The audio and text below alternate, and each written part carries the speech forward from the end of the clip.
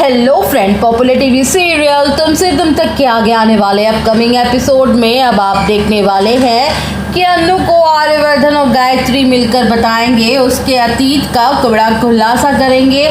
तो वहीं आर्य फूट फूट के रोता हुआ नजर आएगा इस बात के लिए कि वह गायत्री देवी का बेटा नहीं है और ये बात उसको इतने सालों के बाद याद करनी पड़ रही है। तो वो बहुत ज़्यादा दुखी और परेशान होता है। इधर अन्नू भी आर्य को कॉल करके बात करती हुई दिखाई देगी। जी हाँ दोस्तों, सीरियल के आने वाले अपकमिंग एपिसोड में देखना काफ़ी दिलचस्प होने वाला है, क्योंकि यहाँ पर आपको देखने को मिलेगा कि अन्नू यहाँ पे बहुत ज़्यादा परेशान हो जाती है ये बात सुनकर कि आर्य सर जो है वो गायत्री देवी के असली बेटे नहीं है, सगे बेटे नहीं है। और यहाँ पर जो राजीव भाटिया है वो आर्यवर्धन का असली नाम है।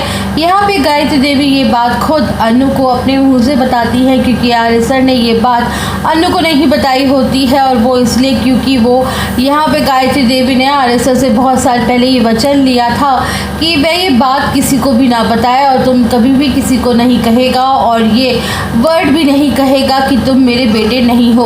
और इसी वचन के कारण यहाँ पे आर्य सर ये बात किसी को भी कभी अपने मुंह में भी नहीं निकालते हैं और ना ही अन्नू को बता पा रहे थे इतने सालों से, इतने महीनों से वे इसने सच को बता नहीं पा रहे थे कि हाँ मैं ही राजीव भाटिया हूँ।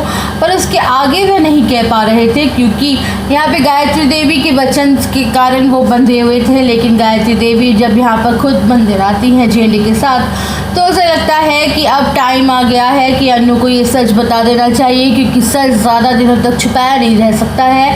तभी यहाँ पे गायत्री देवी अन्नू से कहती है कि हाँ ये सच है कि आर्यवर्धन का असली नाम राजीव भाटिया है।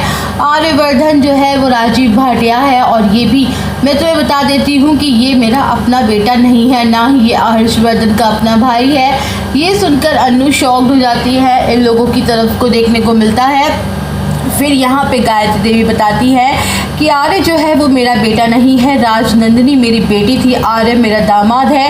और ये बात जानने के बाद अन्नू के तो होश ही उड़ जाते हैं। आर्य से जो वो गायत्री देवी के दामाद है, ना कि उनके असली बेटे हैं। अन्नू के तो होश उड़ जाते हैं। सारी सच्चाई को सुनने के बाद उसे यकीन नहीं आ रहा होता कि आर्य सर गायत्री देवी का अपना बेटा नहीं है। फिर यहाँ पर गायत्री देवी बताती है कि मैं आर्य को अपने बेटे से भी ज़्यादा प्यार करती हूँ। मेरे मन में ये बात एक मिनट भी नहीं लाती है कि आर्य मेरा खुद का बेटा नहीं है। आज तुम्हारे मन में ये सवाल आया तो इसलिए मुझे ये तुम्हें बताने के लिए मजबूर होना पड़ा, नहीं तो हम तो इस बात को भी याद नहीं करते हैं। सारी सच्चाई बताने के बाद यहाँ पे अन्नू को काफ़ी ज़्यादा शौक लगता है। पहले अन्नू यहाँ पे कुछ रिएक्ट नहीं करती है। सब सच्चाई जानने के बाद वह लोग वापस लौट जाते हैं अपने अपने घर। सब लोग एक साथ बैठ के कार में जा ही रहे होते हैं। यहाँ पे देखेंगे अगर अन्नू का घर जैसे ही आता है आर्य उसे ड्रॉप करने की बात कहता है। अन्नू यहाँ पे बहुत ज़्यादा सैड दिखाई देती है, वो जा ही रही होती है, लेकिन फिर एक बार भी आर्य की तरफ मुड़ के नहीं देखती है। उसे बहुत दुख होता है और वह अन्नू कहकर रुकने की कोशिश भी करता है। तो यहाँ पे गायत्री उसे रोक लेती है और कहती है कि आर्य जाने दो अन्नू को, अभी उसको थोड़ा टाइम दो, थोड़ा वक्त देना ज़रूरी है।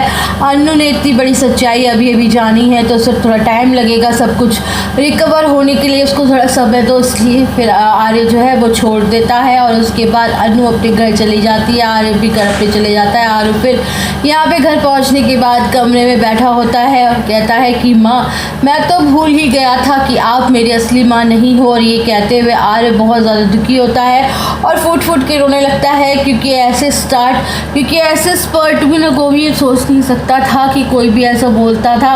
और गायत्री देवी कहती है कि चाहे जो भी हो जाए तू मेरा बेटा है और हमेशा मेरा बेटा ही रहेगा, तू मेरा बेटे जैसे भी बढ़कर है और मैं एक मिनट के लिए भी नहीं सोच सकती हूँ कि तुम मेरे बेटे नहीं हो।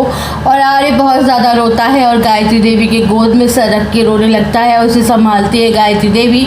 इधर अन्नू घर जाके बात डाइजेस्ट नहीं कर पा रही होती है। उसे बार बार यही सवाल घूम रहा होता है कि आर्य सर ने इतनी बड़ी बात कैसे छुपाई। अब आर्य सर की असली माँ गायत्री देवी नहीं है और इस बात को उससे सोचती रहती है। बहुत ज़्यादा सोचने के बाद आर्य को कॉल करेगी और आर्य से कॉल में से अच्छे से बात करती हुई नजर आएगी कि जैसे उसे कोई फ़र्क नहीं पड़ा इन सच्चाई को जानने के बाद भी। तो दोस्तों आप सब बने रहिएगा हमारे साथ।